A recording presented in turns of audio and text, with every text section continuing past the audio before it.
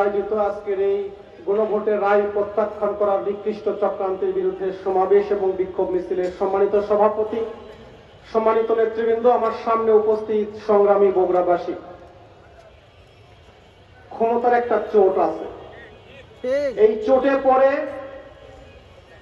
আমরা ৭০ সালের নির্বাচনের নৌকা প্রতীকে 203 শতাধিক আসনে বিজয়ী হওয়ার পরেও পাকিস্তান ক্ষমতা হস্তান্তর করতে চায়নি, মানুষের রায়কে অস্বীকার করেছে। পরিণতি কি হয়েছে?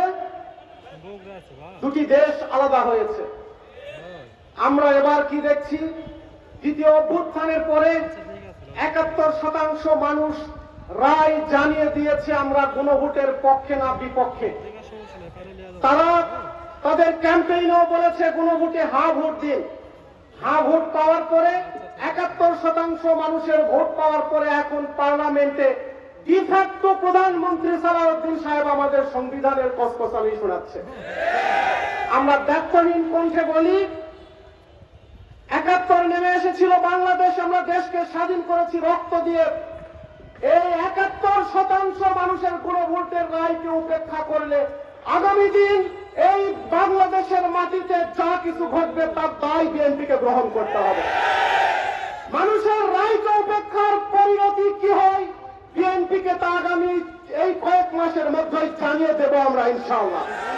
যুক্তি দেখেন, আপনাদেরকে বলা হচ্ছে আপনারা ভোট দিয়েছেন, এই ভোট আপনারা বুঝে শুনে দেন নাই।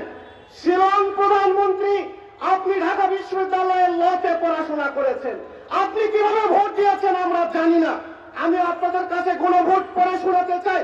গণভোটের 4টি ধারায় বলা হয়েছে নির্বাচনকালীন তত্ত্বাবধায়ক সরকার, নির্বাচন কমিশন এবং অন্যান্য সাংবিধানিক প্রতিষ্ঠান জুলাই সনদে বর্ণিত পক্ষের আলোকে গঠন করা হবে।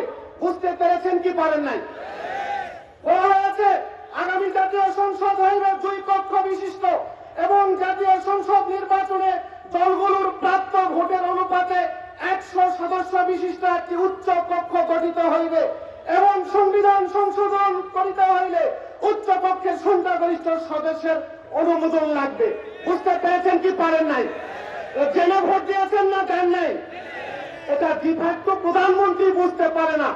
বাংলাদেশের লোক জেনে বুঝে ৭১% মানুষ ভোট দিয়ে জানিয়ে দিয়েছে। বিএনপি না বুঝলেও আমরা বুঝেছি। আগামী দিন যে লড়াই হবে সে লড়াইয়ের জন্য কি আপনারা প্রস্তুত?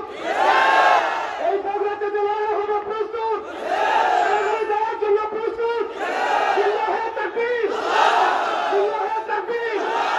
আমরা আজকে ওয়ার্নিং বৈঠক করলাম সারা দেশে।